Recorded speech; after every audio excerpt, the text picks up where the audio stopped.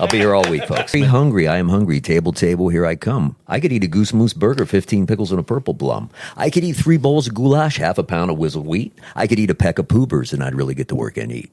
Oysters, noodles, strawberry strudels, chocolate mush mush, super sweet. Lamb chops, wham chops, watermelon whoosh whoosh.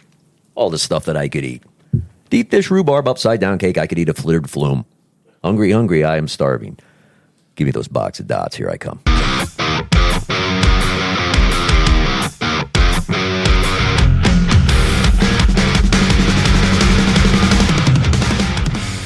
Hey, everybody. I'm Kevin Mclouglin, and this is Paul Robertson. We are here. Again. Dearly beloved, we are gathered here tonight to have the Riffs and Rhythms podcast. How you doing? I'm doing good. Yeah, clearly, I did not get the memo. Sun's out, guns out. Usually you're the one who's sleeveless. Everybody's wearing black in here. Sleeveless in Seattle. But me. Oh, you didn't get the memo. No, but everybody's actually a lot more dressed up than I am. That's true. I can see your lighthouse tattoo. I didn't know you had one of them. Yeah. It's the only thing long and cylindrical about you. That's why you subscribe to the Under Table Cam on our Only Kevin's webpage. Yep, we have an under table cam. Disgusting. Where was that from, bro? That was with a That was disgusting in a Scottish way. Did that come through your speakers or That's through the head? disgusting. There you go. Okay.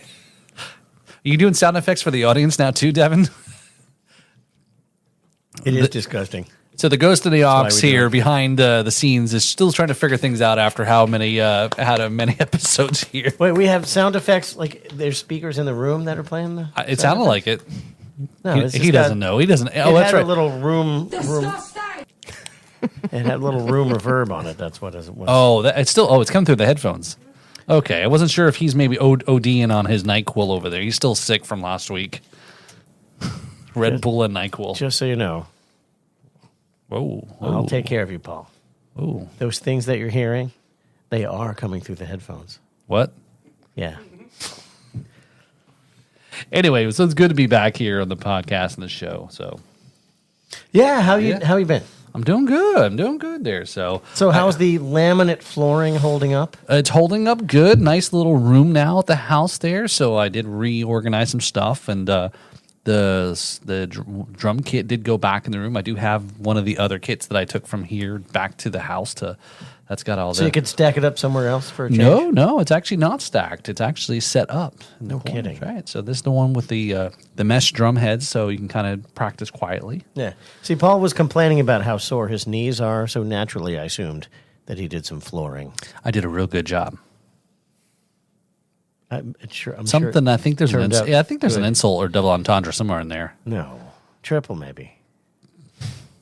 Thanks for tuning into this podcast here. So check out us and the B3 Podcast Network with all of our shows, and you can check out Apple, Spotify, Pandora, and all the other great places with our show, Drums and Rum Show. So we're really on all those platforms? We are on all the platforms. As part of the B3 network? That's correct. We're on. So Apple, Spotify, yes, Pandora, YouTube, Pandora, yep, MySpace, yep. No, I don't know. It's my face. Where else would it be? So it's a whole bunch of places. Do you want me to rattle? Are there any others? SoundCloud? I don't think SoundCloud. Podcast Utopia? That's right. Is that a thing? Podbean. Let's see. Let's see where all the places here that we actually are out on. Tidal? Sure. That would be epic. I don't know. I can't look at this stuff. I don't even have my glasses on. Oh my! I can't see shit. Paul, show him your tattoo. So, it's also the brightest thing he's got going on. Yeah, thanks. Yeah, that's a lighthouse. All right, I've got it. You need. I was choosing not to. Oh, because Let me that get my makes you scene- look cool my to scene try and light up. squint at your That's phone. Yeah. Thanks for pointing that out there, bud. So, I don't know. You don't need glasses. Your arms are suddenly too short. I can't see where all this stuff goes on this app. That's what she said. See what I have to deal with here. So yeah. So all right. So there's some of the apps on the latest episode there that we had out there. Okay. Cool. So Apple Podcasts, Apple iTunes, Why Pocket does it say Casts, web browser? Overcast. Well, that's how people can listen to it. Like there's On there's a their website. There's a website called Web Browser. Well, it's also embedded in our website too. If you ever go to our website, Kevin, at riffsandrhythms.com, you we actually have a see website. I know. I've been there. It's okay. Wait, what does it look like? It looks like a website. It's on. That's why it says Web Yeah. Browser as Player a place you can FM. see us. Yes. Anyway, so yeah, we're on a whole bunch of platforms there to check it out there too. So obviously, Player FM, Mm-hmm. Overcast, Pocket Cats. yeah. Sirius actually, our Pocket Casts. we actually are you can find us also on the Sirius app as well too. That's pretty serious. Seriously? Seriously, yes. So and Meeting with Stern? some of the shows that are on there that actually do pretty well is our fellow friend Brad. Again, there I'll get it out of the way. You Right? almost So- beat your record there. But yeah, Oh, now you look very hood. Good job. Sleeveless and flat brimmed That's right. ball cap. Yeah. thank you for the sponsorship there, Brad. Good job. But yeah, his show actually, the Jams and Cocktail Show, does pretty good actually on the satellite because I think he's been doing some shows, tributes about Motown stuff. But anyway, check out their show as well. They've got a fun show, a little different style than ours. But Speaking of a fun show, Watch this one first. yeah, speaking of a fun show, check out We Ghost have- in the Ox. That too. we have a band here that plays puts on some fun shows. They're actually quite fun to watch. Pronounce it. You better say the name correctly, or they said that they would thrash you if you the fuck up Balloon their Addicts. The balloon. Sure. No, really, we've got the Blunatics back here from last week. We've got Robin and Dave. And so, Dave, I have to ask. Yes. Where did you get those shoes? Oh, well, let's see. Those are my magic shoes. Mama said they'd take me anywhere. I don't think that shiny could get any shinier than that. Look, hold those things up for the camera. Stick them right to the camera there. Put your foot right up in the There you air. go. Yeah. Oh, wait, you There gotta, you you, go. gotta, you gotta get the shine. Gotta get the shine going on. There you go. Like that. Flat feet and all. We got the foot cam action going. Are they like 13s or something? No, they're not. Those things will probably help you swim no, faster. but you know that saying about big feet? They wear big shoes. It's true. Yes. Anywho, no, that's not quite 13. Do not come. No, it's not. Where did I get these shoes? Well, I spent some weeks in Paraguay, and I'm walking down the street with a jar full of yerba mate, a hot yerba mate with a glass straw, and I'm collecting Pez dispensers. And let me, hold on. That's the biggest Pez dispenser I've ever seen. No, this isn't. Oh, please. This is I think. Is this the first time somebody brought cereal on the I'll podcast? finish the story. Are you going cuckoo? He's feeling his roots. Is that coming through? Well, I'm sorry. Yes. Oh, I could see where the name comes in now. hold on. Listen, growing up, Cocoa Puffs. Do you know the name of the bird? No, he's the cuckoo. Sonny. That's right, Sonny. Sonny's cuckoo for Cocoa Puffs. So, Oh man! I So, wish I ladies had and gentlemen, this part of the podcast is brought to you by General Mills. If you don't love your children, anyway, you should love them with General Mills foods. hold on a That second. is Hold such on. against truth. I'd have Make sure you cut out the UPC codes to get the free. The record that you cut out and you played on your 45, that you like remember those? Oh, I remember that. What group had the most cutout records, and it was on the back of Post Alphabets? Can you tell me what group it Kiss. was? No, this was before that. Well, it wasn't before, but they didn't have that. What? The Bay City Rollers. No. This was on Alphabets, and that's kind of giving it away. Alpha Bits. Yeah, well, there was a Jackson record. 5? That's correct. ABC. ABC. You got it, sister. Wow. Anyway, I digress. Is that the word? Okay. Anyway. Yes. So I'm in Paraguay looking for Pez dispensers, and I'm walking around drinking the yerba mate with the hot Glass drink and the glass straw with the hot. All right, but Dave, when you give us the story, can you include a little bit of detail? Yeah. Okay.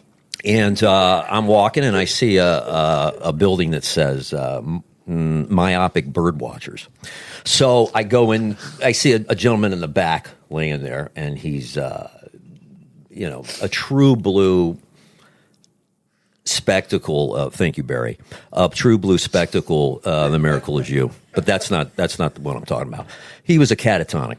Is what I'm trying to get at. So he had shoes, and he was selling shoes, and he had two pairs. One was Keds, and one were these. And that's how I got the shoes. You got there just in time then.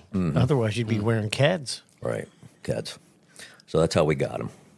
Good job. But thank you. They are magic. Those things are just about as shiny can get. Yeah, and I wear them sometime. That makes everything, kids. You know, when we're setting up in the dark, I say, Dave, bring out the shoes, and he just lights up the stage, and we can finish setting up. Right? It's like, Yeah, we drop a pick. you know, You can't lose your picks on the floor because those things I reflect. see them everywhere. and you just don't want to be on the receiving end of those Like shoes. I'll back tell in the you old that. days, would you polish your shoes so you could see up skirts? Well, I was thinking of that, but I stopped wearing love- skirts about a year ago. I noticed you do not wear a skirt on stage. Now I know mas. why. No mas. But I know shoes make a lot of things good, especially live performance. I mean, it goes back a long way. So I like the dress shoes and stuff like that. When the flat feet hurt, because I do have flat feet with no arches, thank you God, and I will wear socks. So I'll That's wear, extravagant here in yeah, Florida. or I'll wear my feet. But Dave, when you bought these shoes in Paraguay, like all kids, when you're growing up, you want to wear your new shoes out the store. Did you wear them right out the store? What did you do with your old pair of shoes? I left them there with a catatonic. Okay. Yeah, with the gentleman. Yeah. Well, there you go. That's what I did. Paying it forward. Right. That's the story with the shoes, but I do like them and I have a good time. So in what's the them. trade-in value on a set of used guitar player shoes? I have no idea. You Kevin. just gifted them? Yeah, you just leave them there. Yeah, Oh. you can't take them both. So, Okay. I'm drinking the herbal mate in one hand. And I got to get rid of the pair of shoes. So this is it, man. This is it, kids. But yeah, thank you. That song, For asking. that almost sounds like a Warren Zevon song. Yeah, right? Hey, I saw a blues Wait a minute. guitar player in Paraguay buying blue shoes, and his hair was perfect. Oh, look what I got for you, kids, man. oh, This always helps everything. Oh, nice. look at that. Oh, What you got going on there? Some dots. Yeah, try that. Watermelon dots. And okay. color? Look at Like some You of our- don't bring me some of our flowers. nice. And Tropical you- dots. This is a first. See? Just because I don't eat them. No, this is great. Sure. We have never been gifted food on this podcast. No, hold on. Wait. There's a game on the back. There is. Mine has a record on the back. Oh, you got the Blunatics record? Yeah, look. No, wait. It's That was a limited It's edition, some by the sort way. of brain-teasing puzzle, actually. Oh, It's you the same gave- thing. You It's, got the wrong it's a one. record and a brain teasing puzzle. It's all in one. It's a watermelon dot is traveling at 72 miles an hour going east, and a tropical dot is traveling at 92 miles an hour going west. They're never going to connect Where will they meet? in your mouth. Oh. I bet you say that to all the guys. Hey, that's pretty good. Now I'm suddenly unable to That's pierce plastic. Childproof. Yeah. We'll be here all night. Apparently then. not, because I'm in. We will be here all night. That box is Oh, my kicking your ass, man. I like to get in here and pull one out. No comment. Does it pair well? That's what I was looking forward to, actually. Dots. All right. Is it good and gummy? Oh, that could have just Oh, been that's sacrilegious. a complete waste of alcohol. Oh, hey, look, he's a mixologist now. Oh, look at that. So that's a good segment for my bar story that I left us off with last week. So I went to the local Facebook group and posted and said, hey, local podcast looking for somebody who can banter and make some drinks and kind of hold their own. What is this like? Did you put us on like Grindr? Hinge or something? No. We've been getting swiped left all this time. Yeah, that's right. OnlyFans. OnlyFans, yes. But no, that was on a local Facebook group, Jupiter Locals. I went to OnlyFans looking for an air conditioner, and they said no, OnlyFans. But Yep. Devin, what's going on over there? Didn't earn it that one. You don't have the sound of crickets to. Yeah, that was the worst ever. Sorry about that. So anyway, you're pimping us out on some sort of website, on Craigslist, Right. Facebook Marketplace, Something like that. some high-end place for commerce, no doubt. Hold on. Dots and dots are so awesome for it. I think he was on humantrafficking.com is what he was on. I was trying to put you up. Fair? I was trying to sell you. So yeah, so I posted out there. I'm cheap, actually. So I wasn't trying to come out the gate and say, Thank you, "Hey, Dave. These are good. Oh, you're very welcome. Podcast seeking a female to hang out with two old guys to make drinks and Yeah, hang because out." you've been running that for months. It didn't work. Well, that's why I didn't say that. So again, I thought that would have come off pretty creepy because it's like, all the other Nigerian princes trying to scam people and whatnot. And Do you like dad jokes and spanking ice? We have your dream job. and is your name Melody? That's a prerequisite. What? Melody. Well, we always talk about the riffs and rhythm. Everyone always brings up what about the melody? Oh, good. Yeah. Okay. So yeah, harmony, melody. Hey, more the better. Yeah, double your pleasure, double your fun. So, but yeah, so I ended up taking down a post because it was like guy commenting. It was like, oh, somebody recommended Bryce, another musician. I'm like, nah, all right, I'm just gonna delete this post because this ain't going how I wanted to. Because I didn't want to come right out of the gate and say, no, we're looking for a female. Hooters is closing, so we should have a flood of applicants. That's true. That's true. We don't ask for much, just some ice and some bourbon. If that's the extent of cocktail making, it should be easy. I don't know. Anyway, It so certainly that was, would You should do a whole episode that's auditioning people. auditioning. Oh, there you go. behind the scenes. Let me try some of these. Yeah. So anyway, so that's my bartending story. So if you know of anybody who wants to hang out, and so we are, technically we should be actually all trying to audition. I know you should not be age restricted. I mean, I'm sure all Well, they ages have are welcome, to serve alcohol. but so they have to be over the age of 80. 80 months. We're looking for experience. I think I know your market you can tap into. Yeah, but there's no longevity in that market.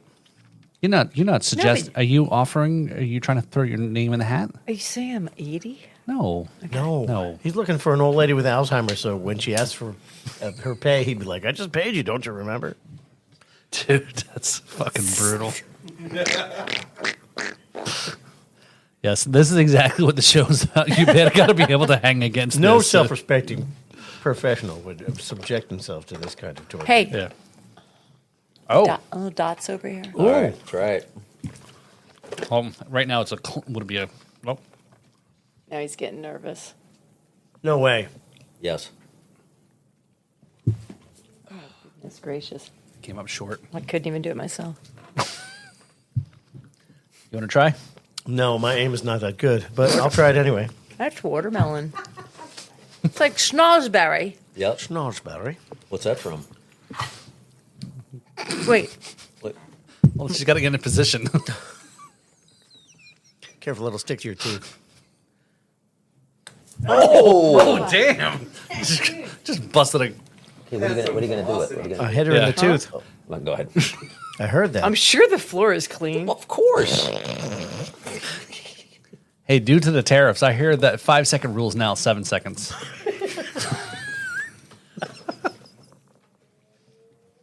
Oh my. You know what? Are you seriously looking at the floor? No, I was just looking. I'm totally digging these dots, man. This is awesome. Thank you. Yeah, man, it's good for you. It's Just, part of make part sure of you the brush immunity later. building. Brush. That's right. That's right. So thank you. Yeah. You guys were my health care plan for 2025. Well, Robin, if you would like to be our bartender for the show, you would be an addition to the show in a very positive way, and that would be awesome. But there's no pressure. Okay. No. Well, we got to get you set up. We don't have a bar. Yeah. A bar. Yeah. If you ever have bar, Have bar. We'll travel. That bar. We got to set up a bar then. We can do that. All right, challenge accepted. All right. So, We set up bar. Robin bartends. all right. So enough of shenanigans are going on here. So yes, Dave, thank you for bringing. So yes, we've had some guests bring their resumes. We've had some guests bring some CDs. We've had some guests bring posters. We've not had food yet. Shit, we don't even think we've actually had guests even bringing us booze yet. Oh, Yeah. hint. Or money. Or money, yes. Or money. Or money, yeah. But you want to keep it on the up and up, right? Of course, It's strictly above the table. Yeah, because they cut our funding from the government. Doge just cut our podcast funding, and hell, they cut it from PBS, and that's like legitimate. Yeah. Well, they always try to cut PBS money. Yeah. So, It's not PBS money. It's the National Endowment for the Arts. what kind of endowment are we talking about? Well, the arts are well endowed Okay. from a governmental standpoint until they get a chance to change it. So, Yeah, boy.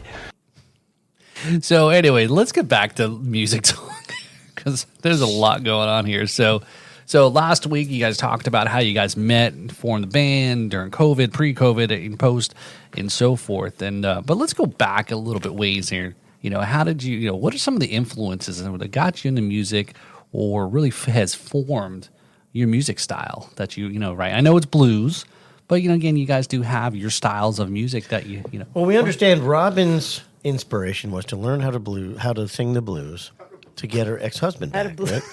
Right? You had to learn how to blues. Wow. It was an expansion of my awareness that I was willing to take on. My parents never played music in the house. Oh my! Never.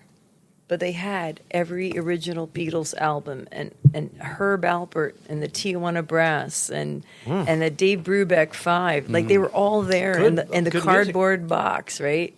And we would sit, my brothers and I was the oldest and I had two younger brothers, and we would sit in the basement, which my dad finished off, and with that multi-plaid shag carpet and the dark walled paneling. Yeah. It was like the groovy room with the pool table, ping pong table.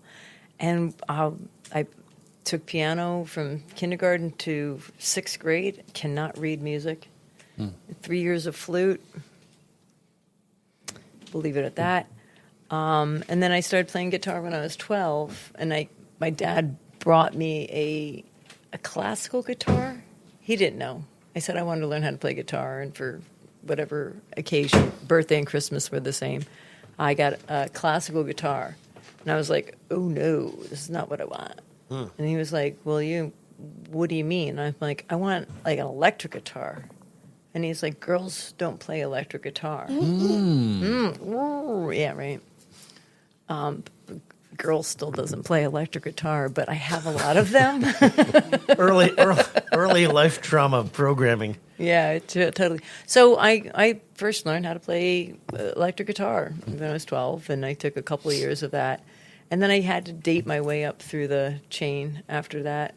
Like, oh, you play guitar? Hey, so do I. And, learn free lessons. You dated your way through guitar lessons. Kinda. Smart plan, actually. I would have done that if I knew you could do it back then. Missed opportunities. Well, I wasn't. There's a lot of dudes you may have to date then. Well, Then it becomes collateral damage because you're a guitar teacher. But anyhow, well, anyway, you were saying. no, it's just so music has always been in my heart, but just didn't really know how to get around it. Being a girl, liking the music that I liked, and I had a brother who was a drummer, and so I remember being upstairs in my room and hearing through the air ducts like, oh, that's Led Zeppelin, because you could just tell from the rhythm, or oh, that's Rush, So anything that was drum centric was in my wheelhouse, and so music's always been a part of it, but didn't really know. It wasn't encouraged in my house. Interesting. It was not, it was like we had pianos, we had all the instruments, but it was never really encouraged. So coming down to South Florida and realizing, wow, they have live music everywhere. This is really cool. It's falling into that, allowing it to happen.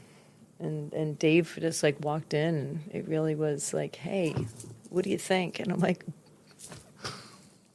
me? Okay. Working around that. All right. So I didn't have a lot of like influence. It was just kind of something that I just slid into. So do you think because of that, did that drive you? You think because it was a saying, oh, it's not for you, but it made you want it more?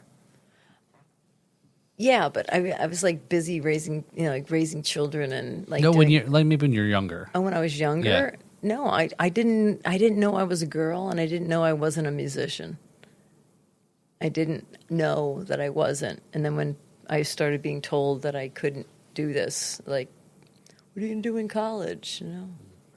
I want to do art. I want to do music. And then I got that over my dead body. Am I going to send you to college to become a musician or an artist? What? Pick something else.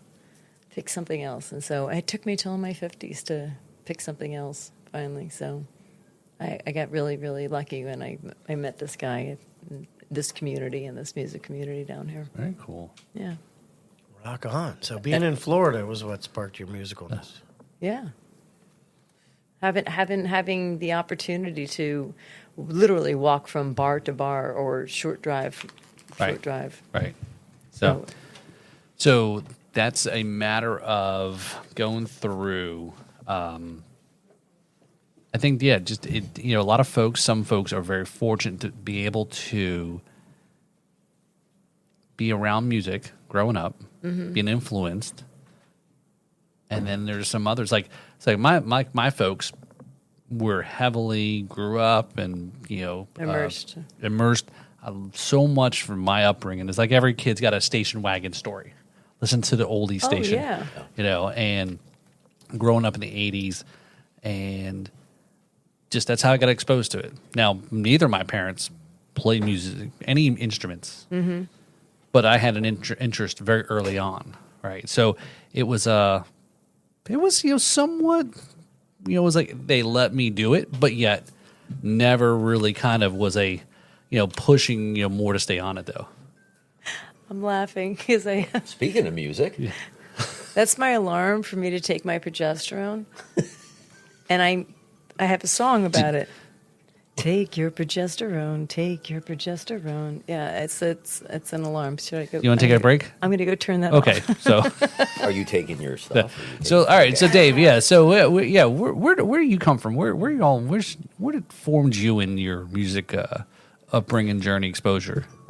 Very vibrant in the family. My mother was big into. She was an organ player. She even did a song in 1950, and it was a lot, swing based. And so I grew up around the organ music and the piano music. Man, I'll tell. I mean, my first vaccination was with a record needle. You know what I'm saying? So it's completely just colorful.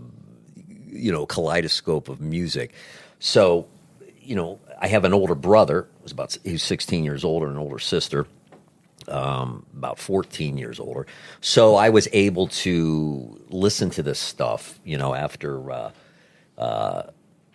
it was handed back down. So, but listening to my mom's music and my older brother and my sister, it was all. I was getting the leftovers of the 60s, and, we had a great source of music, and that was the giant console that everybody had, with the TV and the big RCA with a Jensen speaker and the tubes, man. And I would, I can remember very vividly sitting in front of that, watching this little green light pulsate on the bottom part of the speaker, that RCA console, listening to Sly Stone and my brother, that's how I heard British blues for the first time was, Yardbirds and everything from my brother and Cryin, who, to this day is just one of my favorites.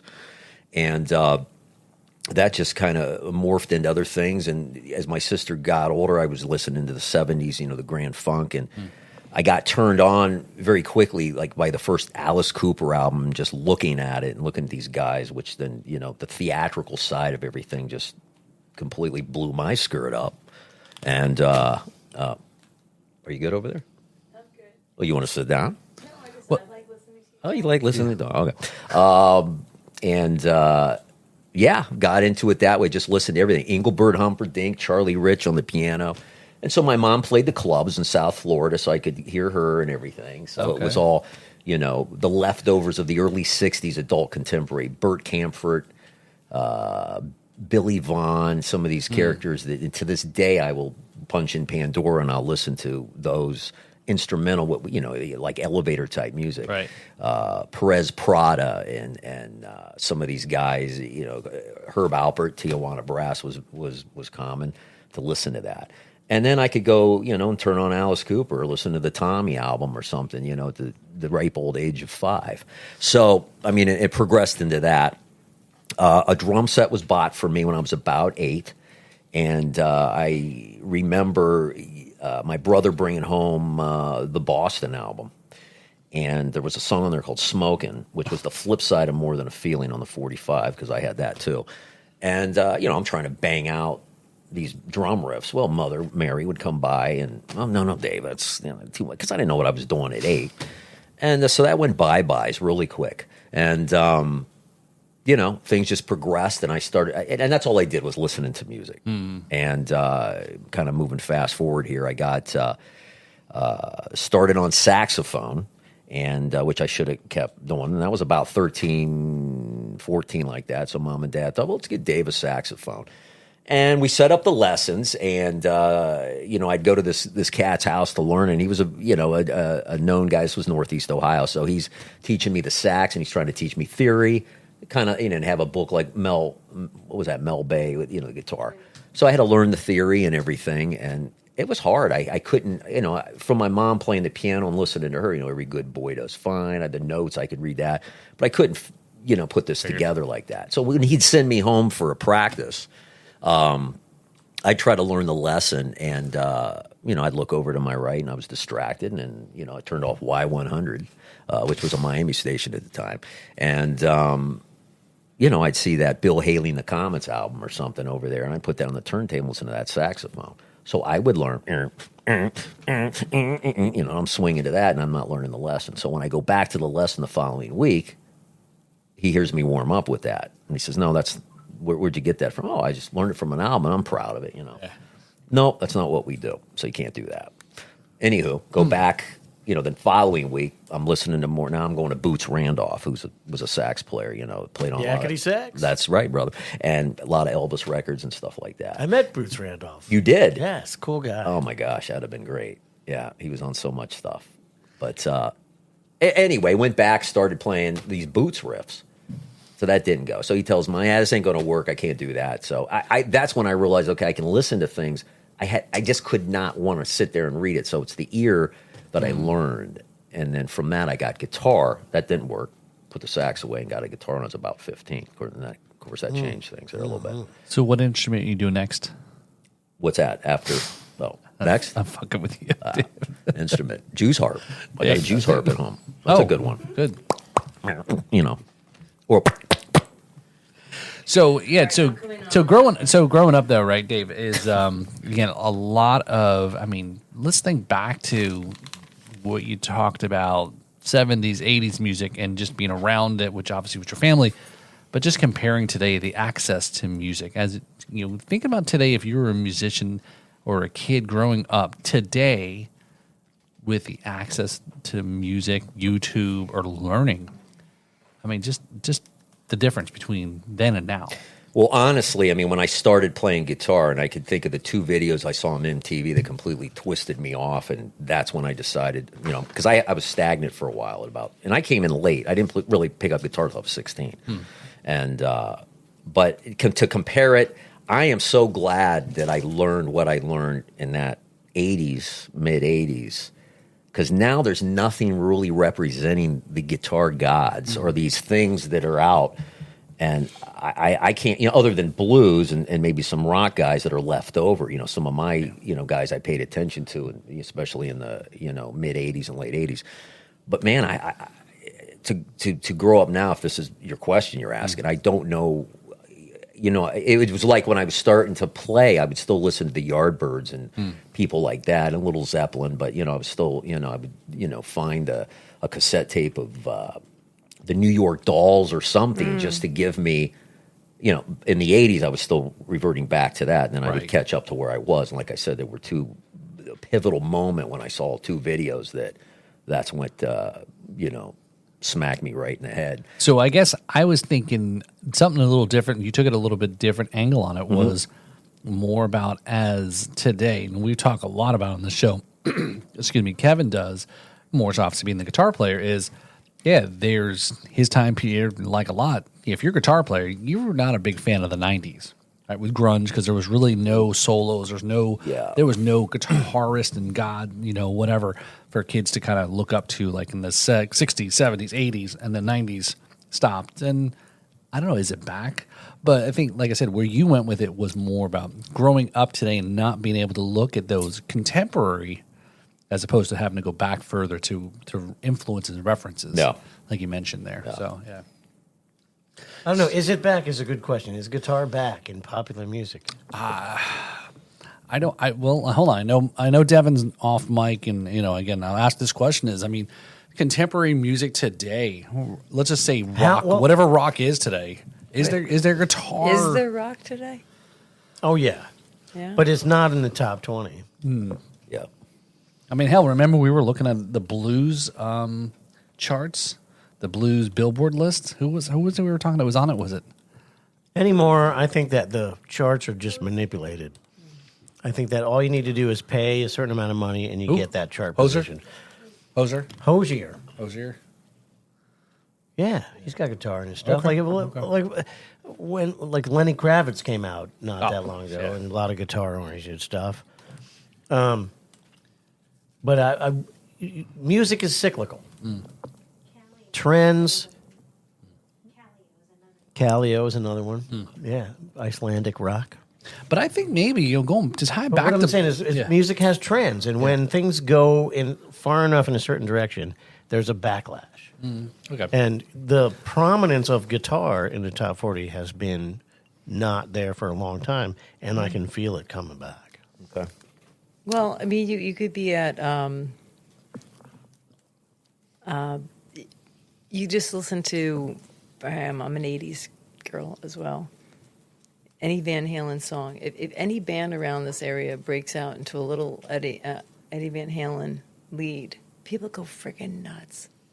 Everybody loves guitar. They're not nobody plays air not keyboard. Tired of it, they just go nuts, and so there's still that love for it. And then one of the things that I love about when we're on stage, when Dave plays, he brings that essence back into the arena, and it's like, we're not playing Eddie Vedder, we're not playing Eddie Van Halen, we're not playing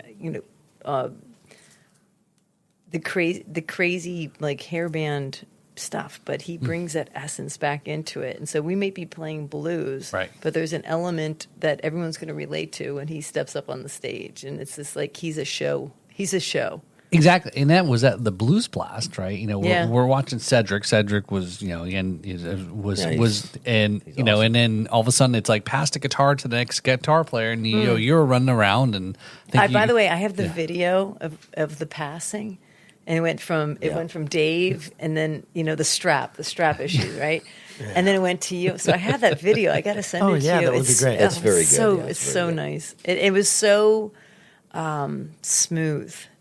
He stepped off the stage, and he's just such a humble human being. And we had no idea that was going to happen. I mean, spontaneous, and that's why I could just, I just gave him a big hug. But it shot the energy in the room to the ceiling. It was just like people were like, "Oh, this is what authentic musicians do." It's entertaining. It's more than, like you said last week, was.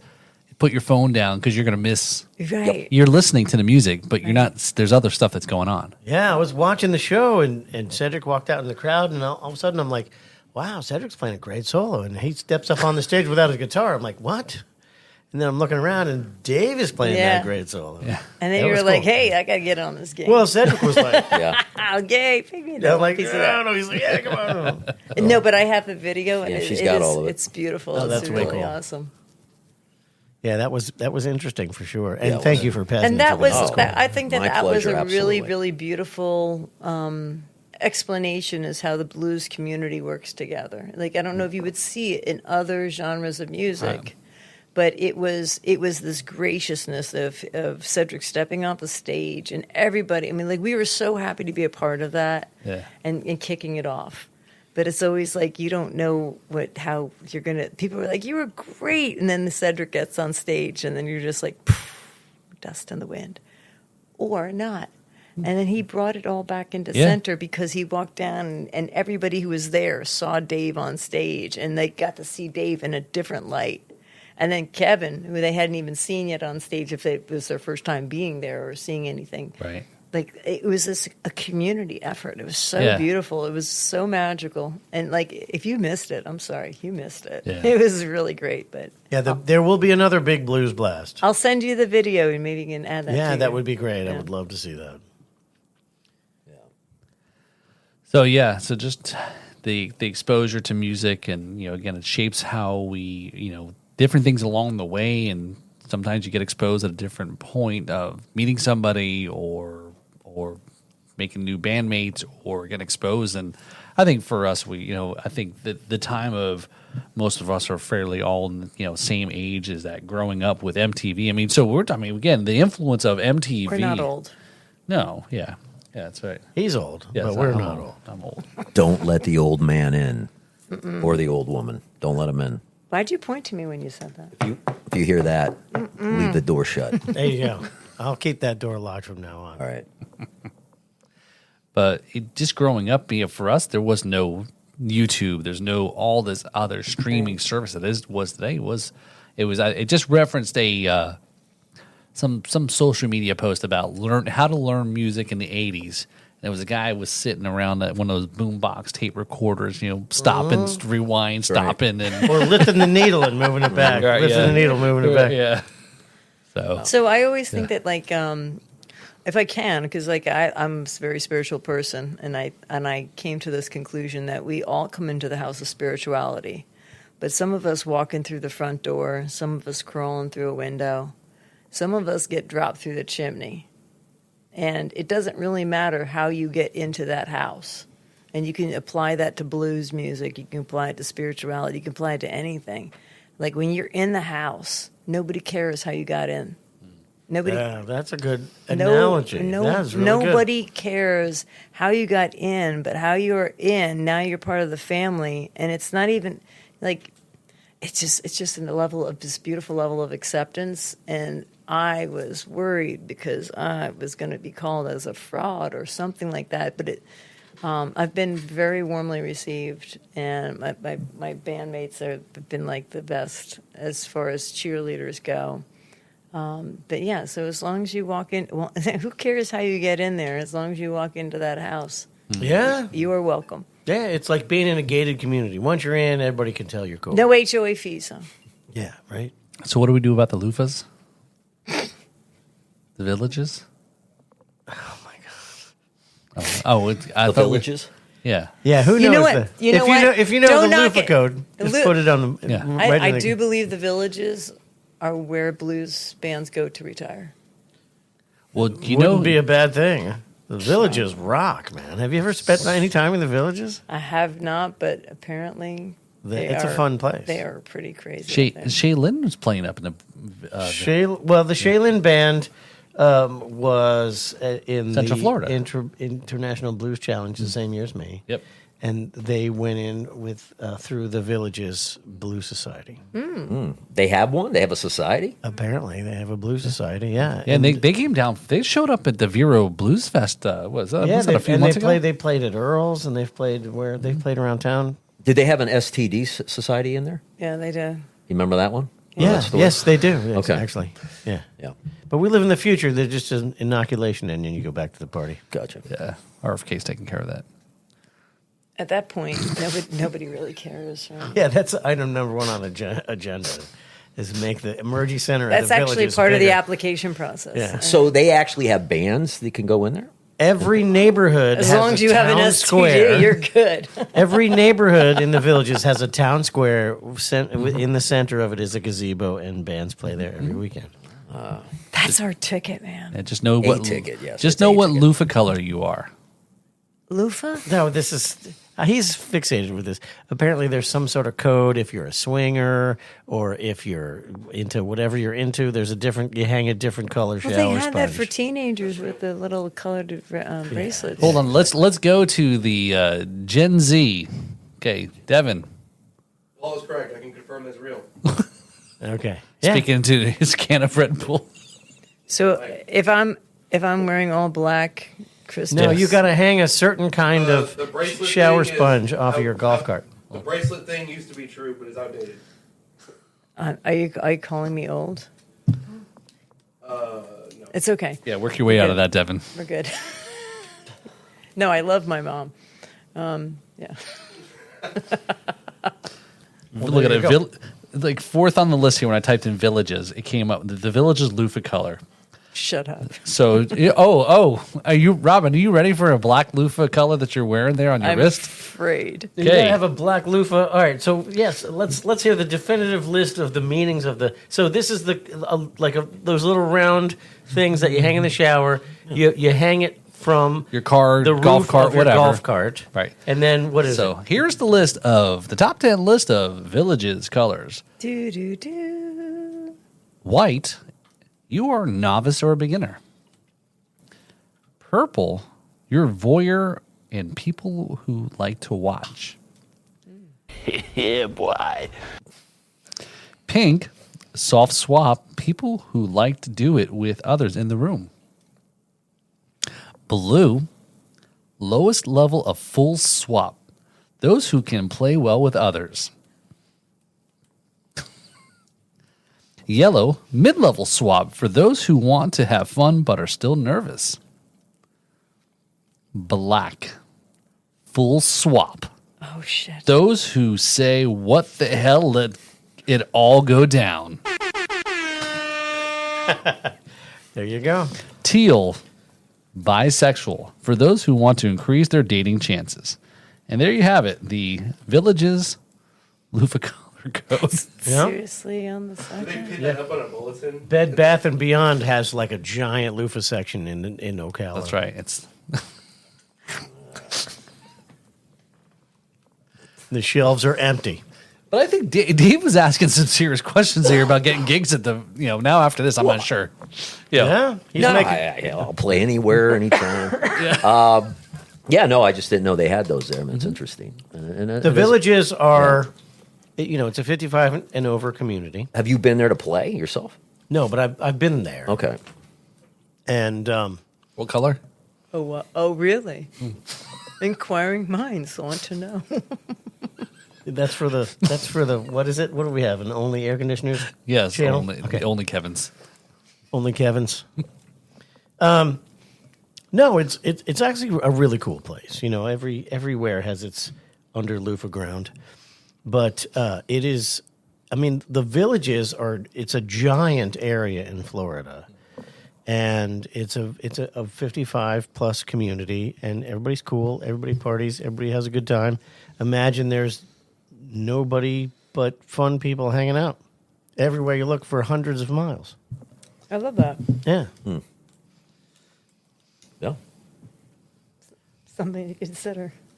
Yeah, I've gone under the bridge when you're on the turnpike. I see the golf carts and all these people Yeah, going yep. over. Yeah. It is. This is what Florida is all about. 20 miles south of Ocala, 45 miles northwest of Orlando.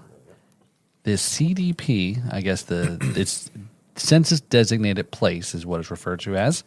The CDP has a population of almost 80,000 as of the 2020 census. 80,000 villagers. The village people, as they call them. I was trying to think of what today's version is now of the loofahs and the white bracelets, but I'm pretty sure it's just like emojis. No, you walk up to somebody and say, "Hey, are you a swinger or I what?" think they just say No. it locally. I just envision the technological capacity of those who live in the villages are far surpassing anybody who's here in Jupiter. Like they need to know now what's going down. Like who's playing, who's touching, who's Yeah. not. Like And it's you set your boundaries with your loofah, and you only get dealt with in the way that you I'm want just to. trying to figure out the whole loofah thing. Like So that- think about it just as most of them probably were boomers, right?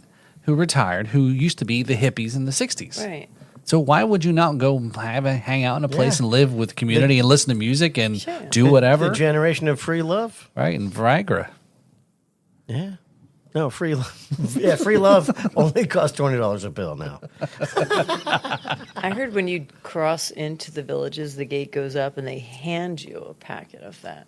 Viagra, Really? A packet of Viagra. Yeah. So Oh, well. Like Well- that's Now like we know. a welcome gift. all I've got is dots. So, How do you know they're dots? well, you subscribe to the Only Kevin's channel. There you go. Give it a shot. Oh, your aim is off. There. Listen, I know it fell on the floor the last time. Everyone was You gotta- making fun of me, but I was like building my immunity. Did you guys eat dinner? Or I mean, No. you haven't. No, I've never hungry? eaten dots in my entire life. I'll tell you Really? this: the last time we sat and ate candy on a podcast, it didn't turn out very good at the end. So, Would you like to give me? Would you like me to give you a Dr. Seuss limerick about being hungry? Absolutely. yes, absolutely. Well, then here we go. This may be a new hungry, segment. hungry. I am hungry. Table, table. Here I come. I could eat a goose moose burger, 15 pickles, and a purple plum. I could eat 3 bowls of goulash, half a pound of whizzled wheat. I could eat a peck of poobers, and I'd really get to work and eat. Oysters, noodles, strawberry strudels, chocolate mush mush, super sweet. Lamb chops, wham chops, watermelon whoosh whoosh. All the stuff that I could eat. Deep dish rhubarb, upside down cake. I could eat a flittered flume. Hungry, hungry. I am starving. Give me those box of dots. Here I come. Thank you. There you go. I'll be here all week, folks. I'm is telling you awesome. what. That's like the kind of undercover stuff that you will find at a Blunatics show. That's right. Mm-hmm. So if we got a bigger studio, we need like an in-house band, and this should be these guys, just hanging out with them. Oh, we could set it up just like the David Letterman show. That's right. We have top session players that run the band. And I'll have the stupid, instead of stupid, pet tricks, Human we'll- tricks? Stupid human tricks. Yeah, we'll have stupid Kevin We tricks. can have stupid ghost tricks and make Devin do all kinds of weird stuff. Oh, I like that idea. Yes. Are you sure about that? Yes. Positive. We- And I'll have a bartender. Robin will be able to do the bartending some of the time. That's right. And sing and shake. I was a former table dancer in my past life. So There you go. Last week. Your past I life. thought we were not going to bring that up. Your past life ended like every second ago. I know. Every second.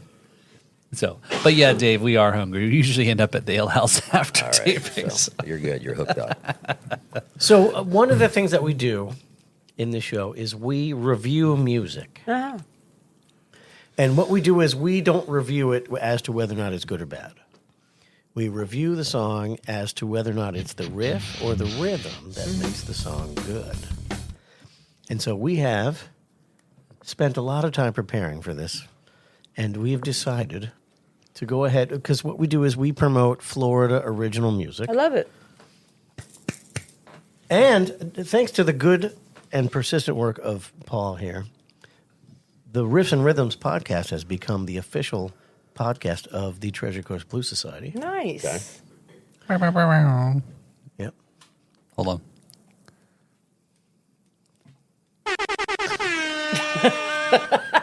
Right on time.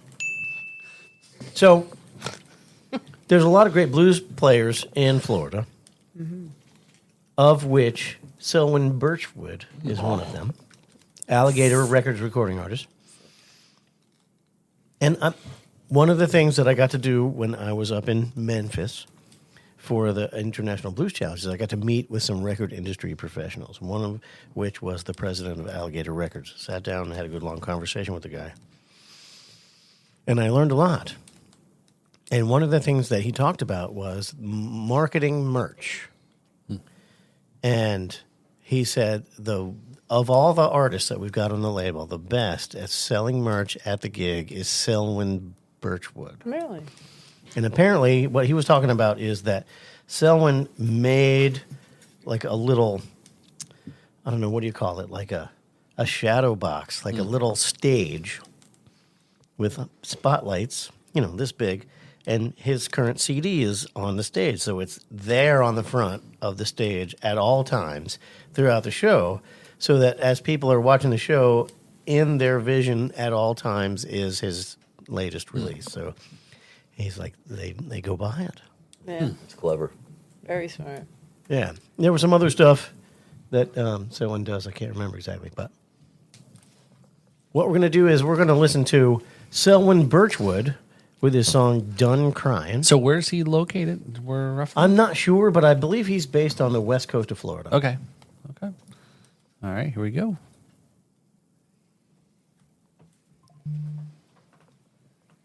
I'm just going to close my eyes. I'm not going to watch it.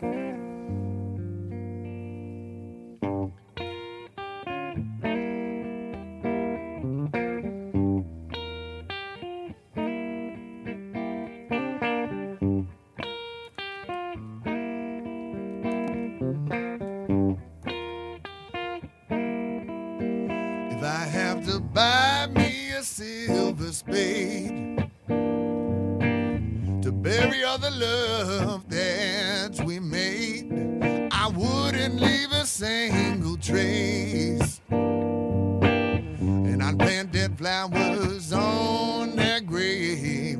I had my ambitions and you had yours, except you kept them behind closed doors, under sheets of lies and a bed of lust. It didn't take too long for you to break my trust. If you want to give yourself away, that's fine. It's my fault to think you were mine on mine. Great voice. Guess Digging it's it, just yeah. a matter of time. Well, I tell you one thing, pretty baby, Lord, I'm done crying. I'm done crying. I leave you to fend for yourself. You made it clear you don't need nobody else.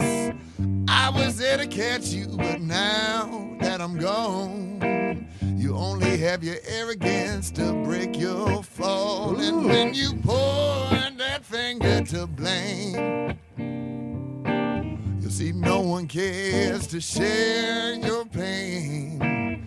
When you throw out the good people to the flames, there's only darkness to take their So place. he's not If you pick. wanna He's not give using a yourself pick. away, Right. that's So fine. you guys tell me, what is the distinct between not playing a pick and the way he's playing just finger picking, or how does that make a It's an difference? artistic experience. We'll talk about it after. I tell you one thing, pretty baby, Lord, I'm done crying. I'm done crying.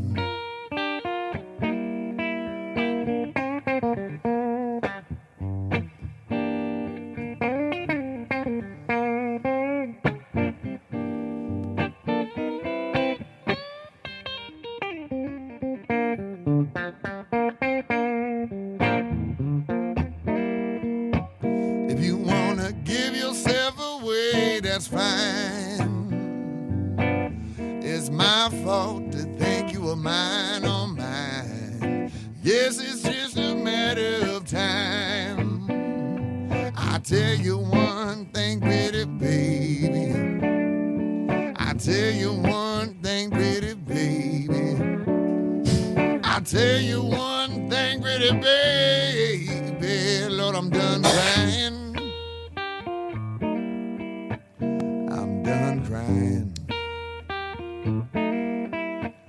I'm done crying. I'm done crying.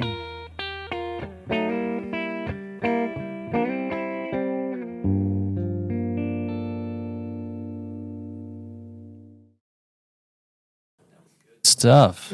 Wow. Yes. I, could, Right?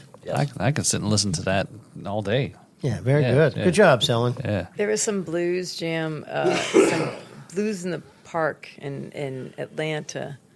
I was up there. I was escaping a hurricane here in Florida, and I have a bad habit of saying, "I'm getting on a plane. Don't care where I'm going. Don't know when I'm coming back. But I'm not going to hang out. That sounds like a lyric. I'm not going to hang out here." So I wound up in Atlanta that weekend, and the last night that we were there, we walked down to the park, and he was playing, and it like nobody knew who he was. God bless you. God bless you. God bless you. Thank you. I enjoyed it. I think it makes the picking like Jake Walden does. You know, it's like draws the audience in for those intimate, that kind of blues. It just draws you in, and he makes it look so easy. Because I try and do the same thing and it just doesn't come out the same way. It's almost like it looks like it's a flicking motion and then pulls up. Yeah, I don't know. Well, it's percussive, first of all. So that's where I'm, the fact that he's playing clean, I love, because I play very clean. A tube guy, right? I have things biased very clean, and then, I go from there with it. So that got my attention right there. So, yeah, to answer your question on the pick, the attack would have been different, but his upstrokes, it's very percussive. Very percussive, very rhythmic. So there's where we're going to get into the riff or rhythm. Yeah. But I'm it's awesome. more the rhythm of it, because I don't really know what he said. But So what do you think, Dave? Riff or rhythm makes that Well, song? man, that's pretty rhythmic. I mean, the riff is in there. You can certainly hear it because he's doing both, kind of. It's at the same time. That's that's an awesome way to be. I've worked on that for years, and then singing at the same time and keeping that rhythm. Man, I got to say, it's it's pretty rhythmic. yeah, I mean, the riff is there Yeah. because I hear it in my head. I can still Right. hear it. So, but I don't know, it's rhythmic, man. I can't disagree with that. Again, I always intentionally try to make sure I'm not going straight to the rhythm to really try to give myself the benefit of listen to the riff, right? I like that whole little part. It's like so I can hear the riff, like you're saying. I said I was really picking up on that, and the percussive part. Yeah, I hear it. Watch the video there. Maybe I wasn't picking up on much of that, right? And maybe because I don't maybe understand that part of the guitar playing it is percussive. So I'm gonna go with the rhythm. I kind of picked up on the rhythm there. I'm sorry, riff. I really like that the little licks they was putting in there. You know what I mean? Yeah, at first I was thinking the rhythm, because it's blues, it's very, there's only so much. But as about halfway through the song, I start picking up on the rhythm,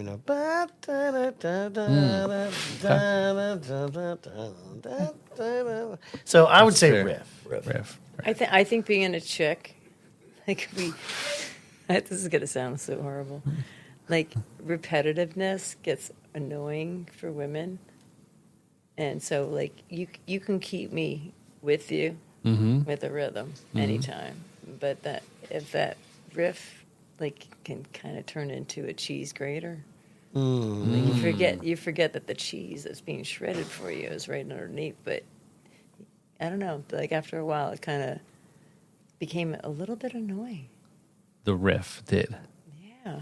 Okay. Not annoying, but it's just like I was more into what was doing to my body. Okay. It was an awesome vibe of great groove. Such a groove. absolutely. Yeah.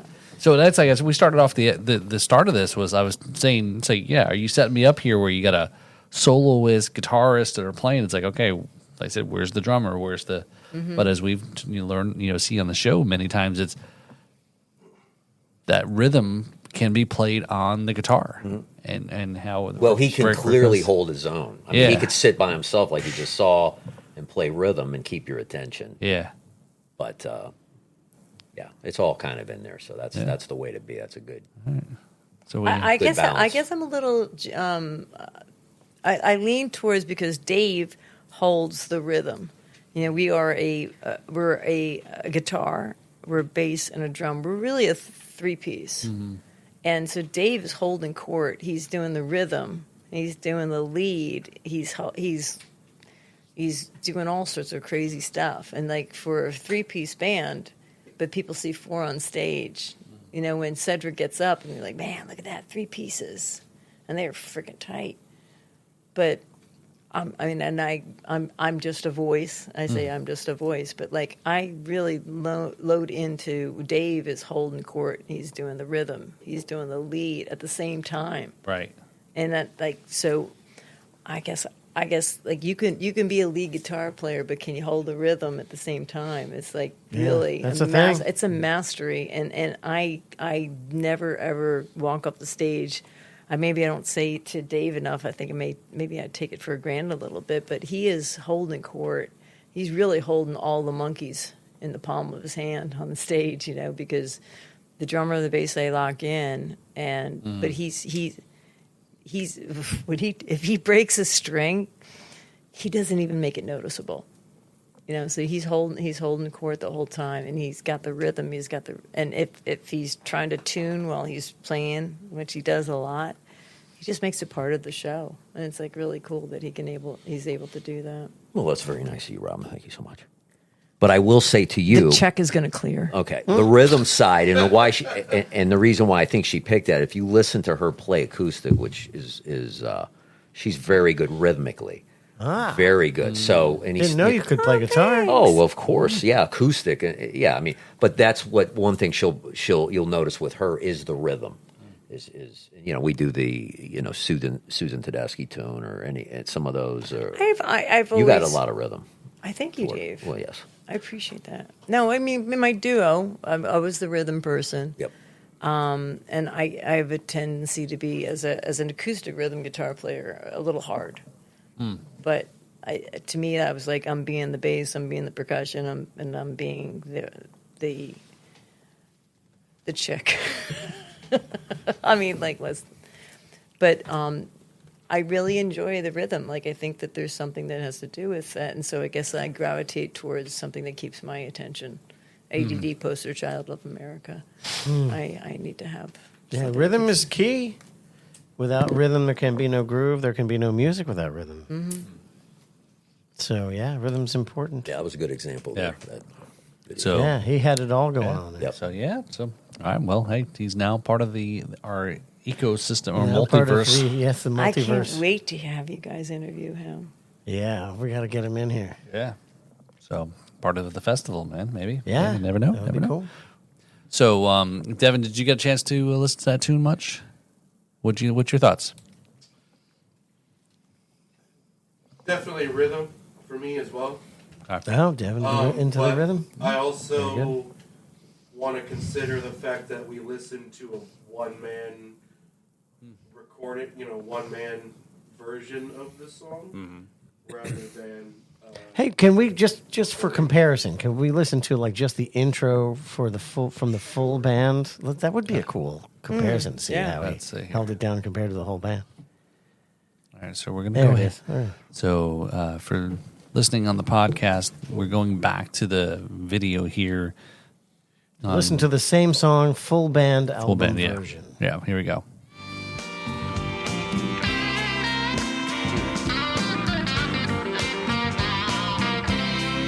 Yep.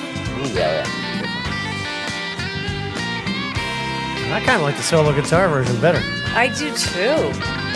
It's too much. There's Too much. no rhythm and there is no. Buy me a silver spade Still big voice though. to bury all the love. It's his voice in this version.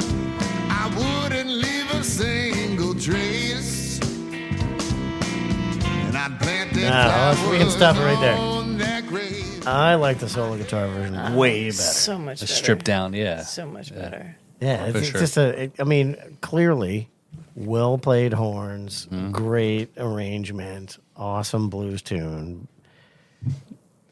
But less is more. We took a song that I wrote. We went for the blues competition, and Dave had written 3 of the 4 songs that we were going to play, and we were kind of in this like, we need one more song. And Dave looks at me and he goes, "Robin, what about your songs? All 4 of them? like which one are we going to pick?" And he goes, the one about menopause. I remember you guys played that. And I played it for a couple of years with my ex-husband, and it's a song about having a hot flash, and it was a blues song, and I'm like, because I'm feeling the blues, and I said, "Dave, are you kidding me? Like, you really want to take this song and create it for something for the competition? He's like, yeah, let's do it. And so many people had heard the song acoustically, just me and that man. And when we brought it to the stage for the blues competition, it was such a completely different animal. And it was powerful, and people were coming up to me afterwards, like all these women, be like, "I totally feel you, sister. Oh my God!" Like, I finally felt like I could sing the blues because of menopause, and like that connected me to the blues community because of menopause. But you take 3 Scorpio men who, without a doubt, say, "Yeah, we're doing this song." I thought that was really powerful. It was a breakthrough. Yeah, that's Really cool. Yeah, I liked it. It was a great song. Thanks. women can have blues too. Probably a lot more than men. You know? Well, that's generous of you, Paul. Good job. Making leaps in humanity here. Yeah, on this podcast. You have more shit to be complaining about than men do, right? These motherfucking guys, I got to do all the whatever. You know what the funny thing about it was? It had nothing to do with any of you men, but you know it's okay. So I didn't hear a song, but I'll have to check it out though. This song that you're talking about there, but I'm thinking about how it could be totally like a riff on menopause, taking a pause on men and going through that. I kind of equated it to a man leaving a woman, the same way that estrogen leaves a woman. Okay. You know. Hence the name, estrogen. Yeah. Okay. Well, I'll send you the lyrics. Okay. Yeah. All right. Like sing it to your partner. I'll sing it to Kevin. Pretend that you can relate.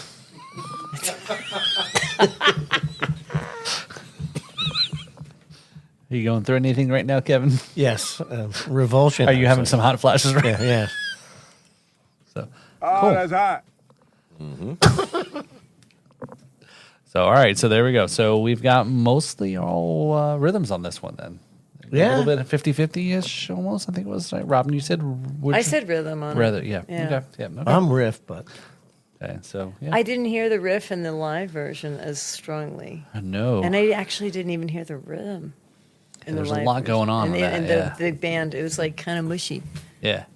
well, it's a great arrangement, and it is a well recorded and well arranged album. But I really like the solo guitar version. Do you know what riff stands for, Kevin? I do not. What does it stand for? Reading is fundamental.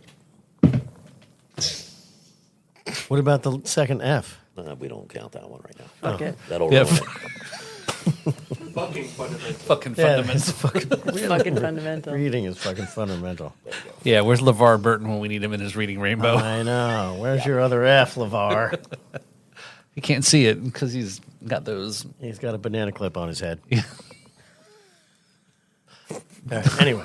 Take it. Slow burn on that Star Trek reference. All right, so yeah, so we got another again like last week here. You've got any good stories, road stories there to kind of kick back and remember some of those hair days that Dave you were talking about? Or, You got to tap into his hair days. Well, hold Yeah, on here. so- Let's get in. Do you have photos? Let's get in character here. Exhibit A. Oh, my love it. Wow, I this love is it. this is the, no. That's you? Yes, Man, we want. Wait. We're gonna have to get a Sharpie. We're signing this. It's going. is Stay in the not room. you. Well, Yes. wait a minute. This might be my only one. I got to see. Oh, There okay. was a big poster of this at one point. Yeah. So yeah, that's the real hair. Are that you was wearing frosted. eyeliner? Oh, of course. Of course you are. And lip gloss. Oh, my. No, see, that's what happens when you get into mom's eyeliner, and I use the Aquanet and everything else.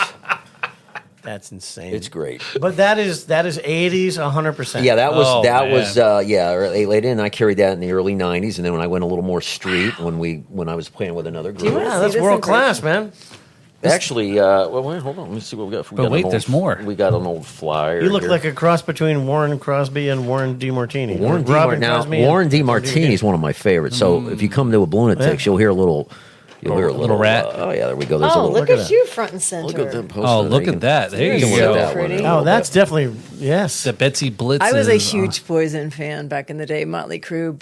And if you wore eyeliner, like Peter Gabriel, David Bowie, Michael Jackson, like you were totally in my wheelhouse. Looks a little bit like Enough's Enough in there with some of those glasses that those Sebastian guys. Yeah. Bach. Like, oh, look Chips at that. enough. Yep. Didn't you tour with Sebastian Bach? No. I saw nothing like that. He was. What do you see there? What's going on? The promotion is swallow this: 50-cent wine, beer, and well drinks until midnight. Yes. Well, our PO box was called Betsy's Box. So yes, so we did. So the name of the band was Heavens to Betsy. Heavens to Betsy. Yeah. Betsy's Box. Well, the Heavens PO to box. Was, Betsy. yeah. The FBI. That's a classic place. Do you know what I'm talking? You know the place? And I've never I know of it. Well, but Orlando yeah. back in the day. Oh, so was yeah. South Florida was great, man. I mean, I was all over the place down there and hearing people and the Button South back in the and summers on the beach and all that. But Orlando, Pick up a copy of Heavens to Betsy's self-titled tape. yeah, we had 2 songs that was on the radio locally with that particular group. But yeah, it was fun. The typical stuff, and we opened up for a lot of different people and met a lot of different people. And the one big place was the station. I remember the station. Yeah. You do, and in Orlando, and that was a big deal to play there. One night, I'm in there, and we play a Thunder Thursday, they called it. Wednesday night, there was a band in there. It had a thighs contest, right? It had what? Thunder Thursday and the thighs contest. Yeah, it's a big girl night. A big girl. There you go. Well, they made the club 18 and up. So we would have, during this time, we do the flyer wars, right? So we'd put the flyers and cover, just like L.A., man. It all Right. drifted Staple. everywhere. Everywhere there was a main city, man, you could hit the flyers. So a lot of cool bands coming out of that area. So that one night, Thursday, we're getting ready to play, and we go and do a sound check in that club, the station. Well, there was a band that was in there the night before. And when we got in there was fluids and all kinds of crap all over the stage. Well, that band was called Marilyn Manson and the Spooky Kids. Okay. Okay. So They're a Florida band. they were Miami. Yeah, yeah. Okay. Oddly enough, Brian, all right, Marilyn is from Canton, Ohio, where I'm from. And we graduated a year apart. No kidding. Yeah. So we didn't, this wasn't connected till later in the years. But anyway, so they play. They're just a local. They come up to play. They're not signed or anything, but they're called the Spooky Kids at that time. And very dark. They look like they just stepped out of a crypt. Man, we're all still eyeliners and silk shirts and shit. So it's 2 different worlds, right? One's dark and matter of opinion, what you liked at the time, But I mean, we were opening up for King's X and you had the Bullet Boys and these guys that are just, Steel Heart and Kick Tracy and just some great, good rock hair bands. But these cats, the Spooky Kids, Marilyn Manson, this wasn't my cup of tea. Anywho, that next night, Twiggy Ramirez, who was the bass player at the time, real tall guy, pale white, we started talking and stuff. And so he invited me to one of their rehearsals in Castleberry, which was near in a warehouse. What was that? There was a recording Full Sail or something. Yeah. Something out there. Okay. There's a metal band called Iced Earth playing, and now that drummer went on to Stern, I think. I can't remember his name. But Richard Christie. yes. They would rehearse there. Anywho, Twiggy would say to me, come over. We're looking for a guitar player. So why don't you come over, this week, and we're going to be rehearsing over there.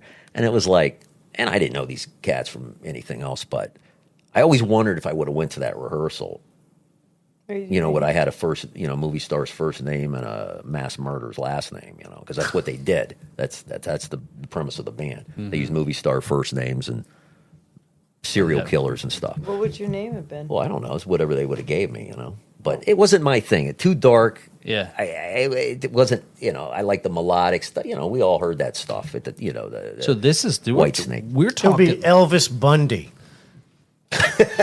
Well, a Bundy, great- I think, was already one of their I was thinking really? about guys. Cher Yeah, Gacy. Elvis Bundy. Cher Gacy. Yeah. Okay. John Wayne Gacy. And Twiggy Ramirez, of course. No, it could have been Natalie Dahmer. I don't know. But it was just, I always wondered if I went. Yeah. It just wasn't my thing, man. But it was just, and then, a couple years later, I'm doing, sit-ups on my living room floor at 4 a.m. in 1994, and I see the Sweet Dreams video that they redid. And very dark and very scary. And I'm like, okay, there they are. And then there you go. So it's funny how that all works. Fast forward to now, and we do Sweet Dreams. Yeah, we do Okay. Sweet Dreams, but Okay. not like them. Not like It's them. a rockabilly time. Yeah. now. So what you're talking about is, like you said, 94 was when that song came out, and what you're probably talking about is like super early 90s or at least late 80s, right? Yeah, that's that. They Yeah. got signed in Yeah. about 93 and 94 because I made a big transition in my life at that point. And that's when I saw the video, like early in the morning on MTV. So at that time, things were getting a little, that's changing. Things Right. changed overnight. Right, and we man. were talking about this a couple weeks ago with Overnight. Bobby and Jim, right? Is how when metal and Right. hair metal Right. or whatever levels of metal It got changed, erased it was with a all big this- flannel rag. Yes, Right. it was. Yeah. Everybody looking down at their Right. shoes and everything else. Yeah, But, but with these guys, we're a little different than the grunge. They Yeah. were like totally here, and we talked about them because the bill that I always saw them was with Janitorches, That makes right? sense, Yeah, right. So they were always touring with the Spooky Kids, right? Out of Fort Lauderdale Yeah. or they have South Florida. and he'd have old 70s lunch boxes in Yep. a circle, and he's kicking them around and all that stuff. Really? Oh, yeah. Oh, it's crazy. Before they were signed, yeah. Then it went to just regular. He's back Maryland. out. There's a song he's got back out now. Yeah, he had some legal trouble there about Yeah. a year or two ago, and so Yeah. if he straightened out. But That's- but it's funny. Yeah, we're from the same town. I know he worked at a pizza shop one point, in high school and all that. So stuff. you can confirm that Marilyn Manson is not the kid from the Wonder Years. No, what? What? Where did that come You've from? never heard that? No. Which? Oh, you mean the dude with the glasses? Yeah. Yeah, that ain't him. No, not Fred. No, not Fred. Fred's buddy, his best friend. No, Yeah. I know the guy you're Yeah, thinking that yeah. you could think that way. Nah, That not was at all. always the urban legend before really the internet even was a thing or Google or whatever. But yeah, Yeah.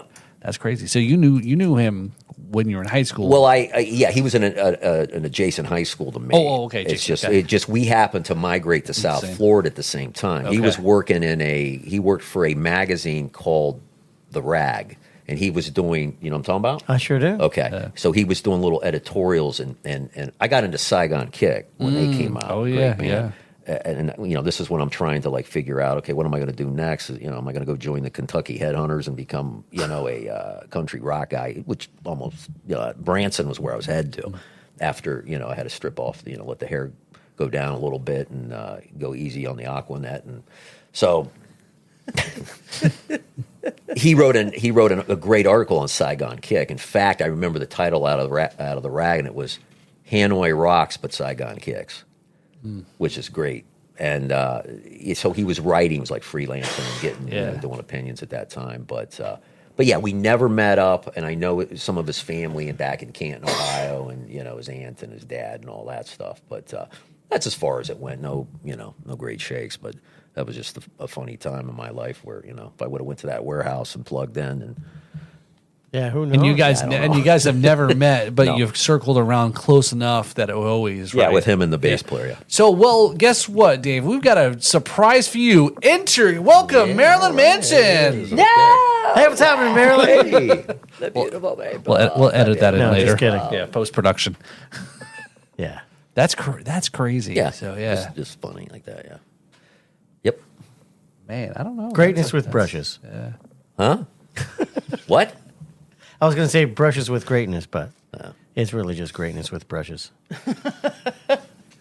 But a funny story, real quick, about the station that I remember was there was a couple, and at that time, it was this group.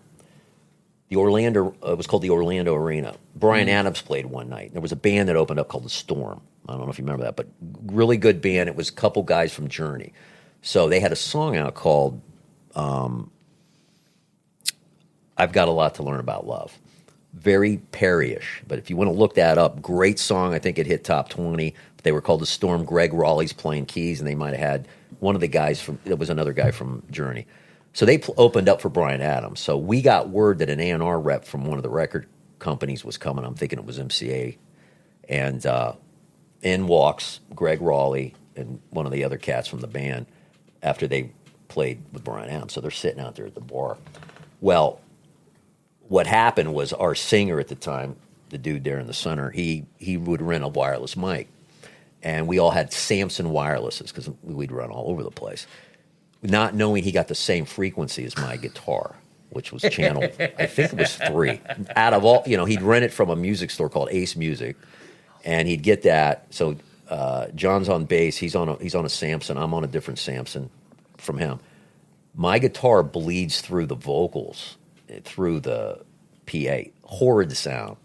And we're trying to, impress the A&R guy, Greg Raleigh, and whatever other cat standing there with him. Of course, that went down the toilet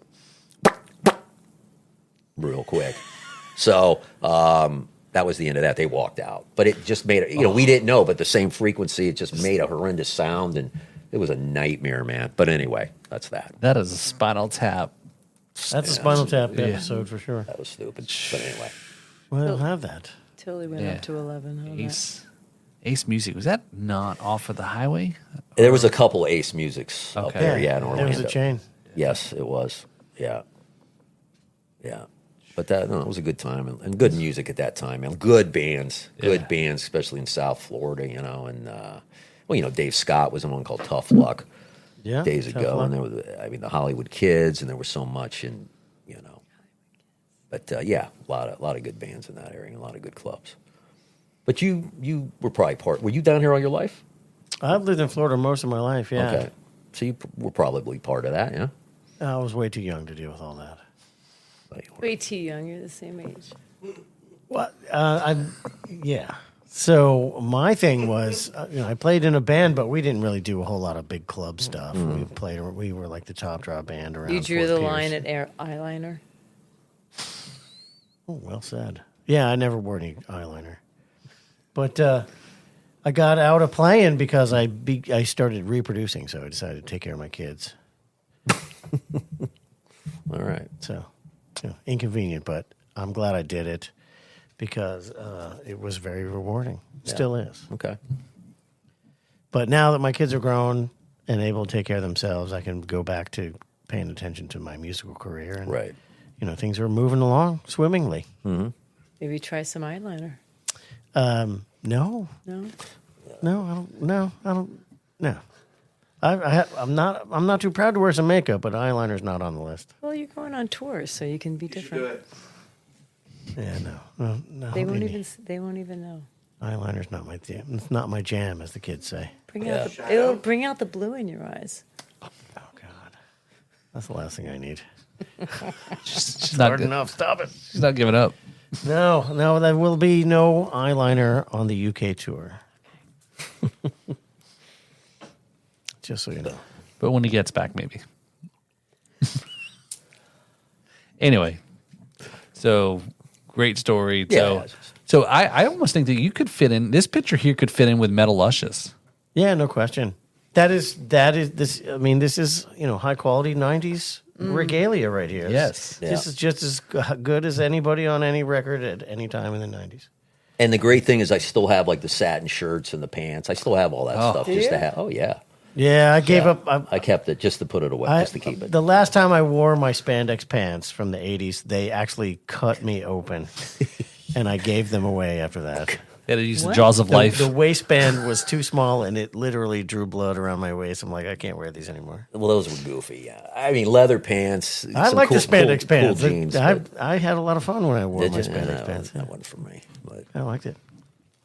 anyway. They're very comfortable, but no eyeliner. Never wore any eyeliner. Yeah. I don't know if you can do one without the other, really. Well, you can. So I think you're missing out. possibly, yeah. But I'm okay with that. You can't do everything. And going back to that, the showmanship, as if you guys know, I mean, even drummers back then, I mean, was phenomenal. I mean, they just what they Yes. did. Yes. You don't see that. I mean, what they can do. The signature stage moves. Even to this day, I'm on stage. I'm like, all right, I'm going to grab rock pose number 467. And then I'll move over to another spot on the stage. Like, this is rock pose number 262. Have you seen? You've seen him on. Oh stage. yeah, he's Yeah, all that's- over. He's doing it all. He's like in the rock pose 5078. It's Yeah, crazy. there's a huge book of rock poses. But every time he walks up to me and he just crosses his eyes, it's such a surprise. No, it's just I'm passionate about it, and I love playing with them and her, and and that's what it's about. It's torrential, man. So I was thinking about this today, about that era of music during the 80s. Now, this is going to be a little tricky for what I'm going to ask. During that time, was it a lot about people got into going see live music, no matter the amount of quality, I guess, or the craftsmanship? Again, you still have to fairly know how to play your instrument.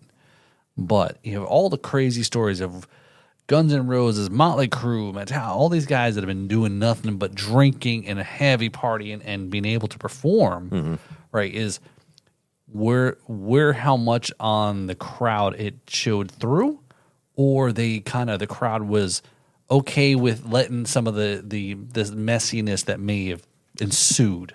I have an answer for this, and you may feel the same way. Back then, it was more about being part of the scene than what the scene was today, or tomorrow, or yesterday. Yeah, that's the scene. Being walked out in- and about and being seen. Like back then, there wasn't anything else to do. You'd have to watch reruns of Bonanza.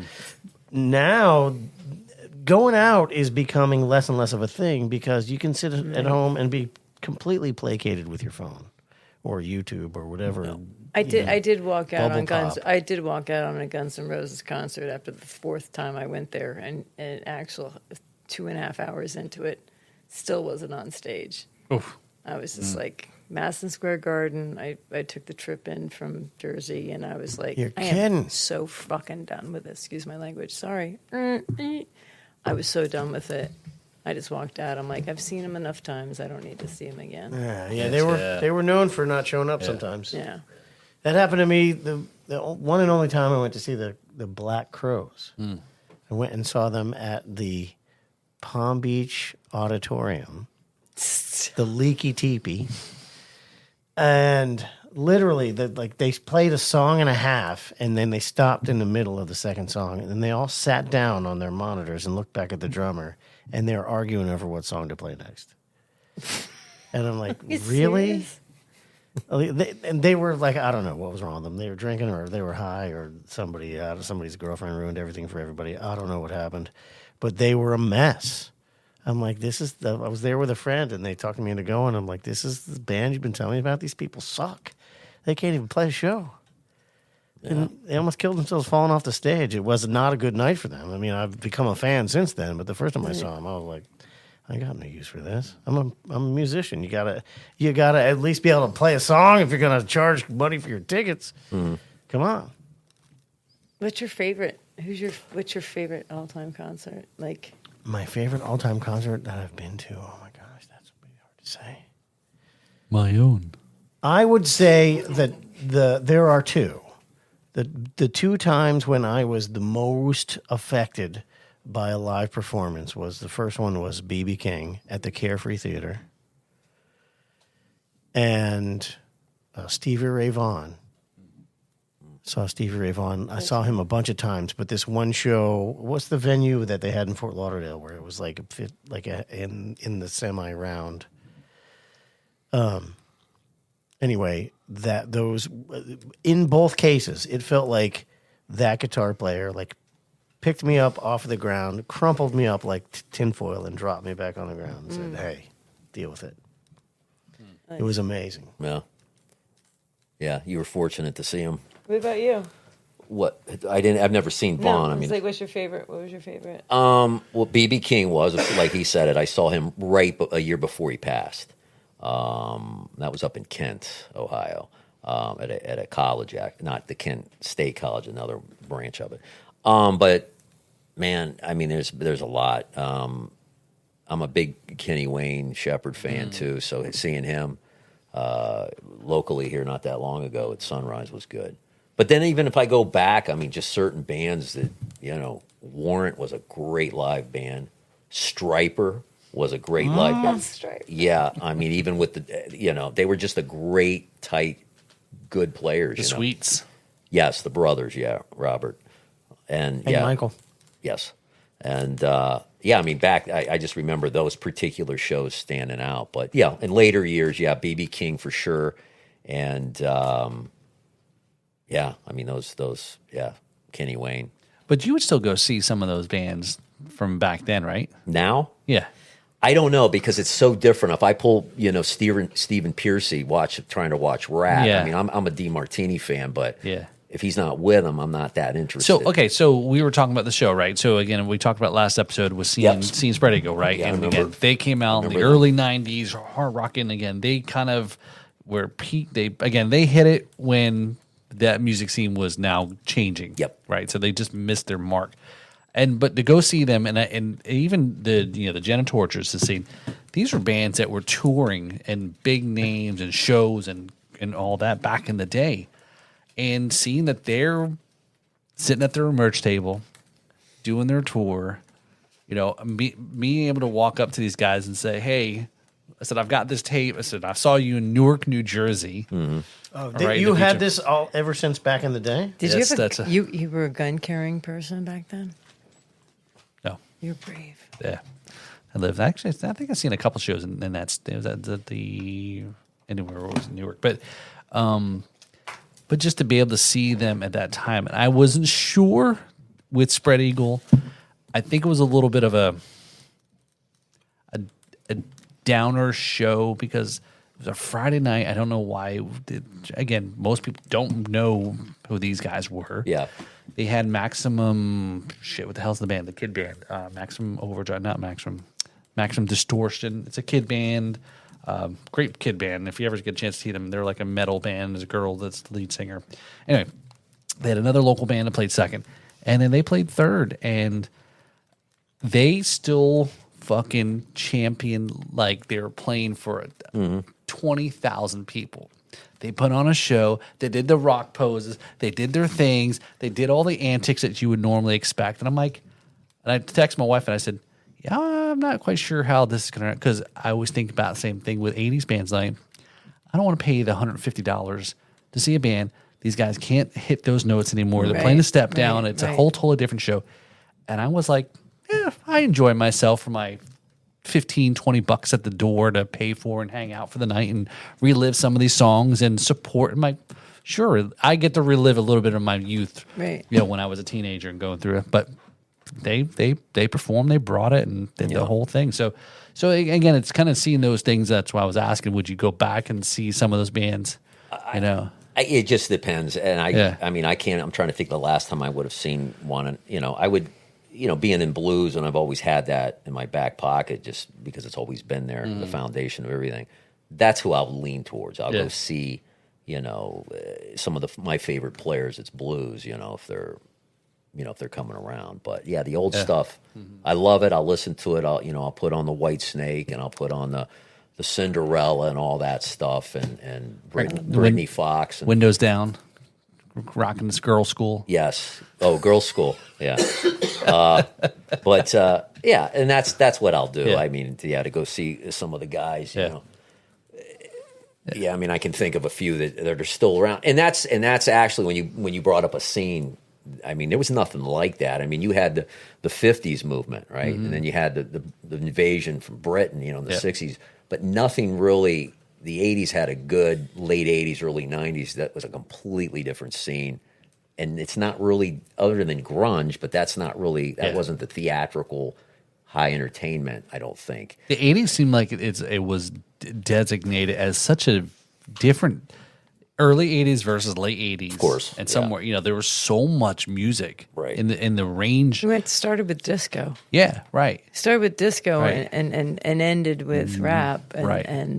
Yeah. Yeah, new wave, and you fit in there, and some of that British stuff that comes The British, back in right, and yeah. came back in, and Well, also, I think the advancements in technology have it, because that's one of the parts of that was one of the bits of conversation I had with the president of Alligator Records, was like there's no thing anymore. Like music used to be a thing involved. Yes. Like there was a record and some pictures, and you could listen to the music and look at the thing, The liner and notes. enter a world Yeah. that was different from your own. Now, with the advent of no thing, Right. it's just a stream. Like music has to enter your world, Yeah. and For sure. that's a reverse. So we didn't spend we used to spend, like, a new album would come out, we'd go over to my girlfriend's house. She's like, I just got the Rolling Stones album out, and you'd go there and you would study it. You'd be laying on the floor, like looking at the front cover and the back cover, and then like you'd switch. I'll read the liner notes while you study the artwork on the front, and then it got to a point it was like, right, I'll listen to it while I'm driving to work. And if it resonates, great. If it doesn't, done. You had nothing else to do back then yeah. but to listen to it over and over and over and over and over and over and over and over. And now today, it's like literally like execution within the first three notes. If it resonates, it doesn't. It's like off with their head, and you just discard it. And so you don't really get to stand a chance today with the music. I think that I just touched on something, and it really hit a label for me. When there was a thing, we would enter the world that the thing inspired. Sure. Now Right. music has to enter our world. That was very, very profound. It really is. I remember when I was a kid, I would put the headphones on and drop a needle while I was eating my cereal to get ready for school, like listening to music, like as soon as I woke up. And then as soon as school was out, I would go home and I'd get back on the record Right. player and play some music. Like now it's just like running in the background and nobody cares. But you also, if you were artistic, you would take that art that you saw on the cover and take it to school, and you'd be doodling. Yeah. Yeah. Like you Oh, would, yeah. like your jeans, your sneakers, or the back of your bind- notebook, yeah. the binder of your notebook. Like everything became a part of the art and the music that you were listening to, and you were listening to the lyrics, and you were like absorbing the lyrics because you had nothing else to go by. And now it's Right. like people don't even care what you're talking about, what you're singing about. So it's a whole different experience. It is. So very cool. So all right. So man, it's been a great episode here. So Don't tell me we're coming close to the end. yeah, because I think you've almost ate all the dots, and No, there's plenty of yeah, dots left. Hey, I got a good box of Cocoa. Cocoa Puffs. telling you, there. brother. Yeah. This, Coca-Cola, and then Ritalin. It's a good mix. Oh my goodness. It really is. A generation was raised on that formula. Yeah. Yeah. You'd eat that, then you go out and jump ramps with your Huffy, Oh, Right? Huffy That's right. road, That's right. That's right. Thunder Road. your BMX bike. What was that? What was that? The green machine with that, like that. Yeah, the spin. brake? Oh, the spin big wheel. wheel. The big wheel. Spin out. big wheel, but it was Yeah. a big wheel with a Right, with a handbrake. badass With a handbrake. Yeah, that's right. And it had a box in the back you could put lunch in and run away from home. Yeah, you put the You sandwich did that, didn't you? on the big wheel. Yeah, man, You ran away from and that's home. what got us into Harleys, right? I think Exactly. we're Harley guys. Yeah. Yeah. Started with the Yeah, that's funny because I remember I bought my bike and I went to like fill my mom in, and she's like safety nut, so I figured she'd lose her mind altogether. And she was like, "I get that. That sounds like you." I'm like, "Oh, that was easy." Yeah. So yeah, Yeah. So very cool. Where can everybody check out your stuff? theblunatics.com. We have all of our updated shows that are going on. not the Blunatics, not balloon addicts. You know, if you spell it phonetically, it is Blunatics. It's also Blunatics. So either way, it's a win-win. Drop the B and what's the word? Lunatic. Lunatics. The blunatics.com. Be a Lunatic? Be Lunatics. The Blunatics. Yeah. It's a great name. There you go. Thank you. When they get it right, it's great. And when they don't get it right, it's also great. So, is there any released Blunatics music? I don't know. We put together all the songs that for the You talking about original? Yeah. No, that's what needs to be coming. Just because that's been kind of the new endeavor. Some of the music, and it's just a matter of how we can portray it in terms of blues. Because there's a lot of different influences in our group. I mean, Andy the Hammer there, he likes Rush, and Steve is still, I think, he's got the grunge thing, I think, going a little bit. He kind of likes some of that You think rock. so? A little bit. I think he likes early 90s. He's a 90s guy. He's a Rush guy too. He likes Yeah. bass forward, obviously. And of course, you got a different eclectic thing. I So have no idea what I got. it's if you heard her on guitar, it's very Jewelish. Okay, that's what it reminds me of.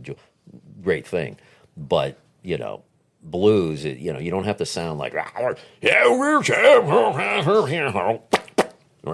So whatever that was, right? You can have a smooth voice and still get the point across that it's blues. Yeah, when you make that sound, I think of the old black and white Popeye cartoon where Bluto was spitting his jaw into the spittoon. yeah, Yeah. it's just a good sound. There you go. Oh, that was a little thick, actually. It's a good sound. I need a napkin. But Did you but get no, any on it? original stuff should be coming. We just and we play it out. I love instrumental, so we got one called the Romp, and that's got your that song. based on some of the influences that I like, and Roomful of Blues and Okay, a little Rhyme. jump blues. Jump blues, West We'll Coast. be jump. looking forward to Yeah. outpouring of recorded Blunatics music. You guys Yeah, have we'll good songs. Looking forward certainly to it as inform. well. Yes, we'll inform. All right, so it comes to this. That's right. So thanks Is for everybody all shot up? I'm shot Robin out. is I'm not shot shot out. Uh-oh. I'm She's shot She's out. shot out. She could share Can we hook up Robin? Beautiful. Tracy Gorgeous rocks. She's the Tracy. best. It's been a pleasure, guys. Absolutely. Thank you this so been- much for This this. was a lot of fun. Thank you. Yeah, that's what everyone says afterward. They're I not didn't sure. even have to do a blood sample or No. anything. That was great. Yeah, wait till we turn the camera off. No. No use of black light in here, please. Too much information. So here is to the proliferation of music as an experience. Well Salud. said. Cheers. Yes. Oh, there you go. Thank you, boys. Thank you, guys. So thanks for tuning in to this podcast episode. Check out all the stuff. You know where to find us. Let's call it. What should we call it? Good night.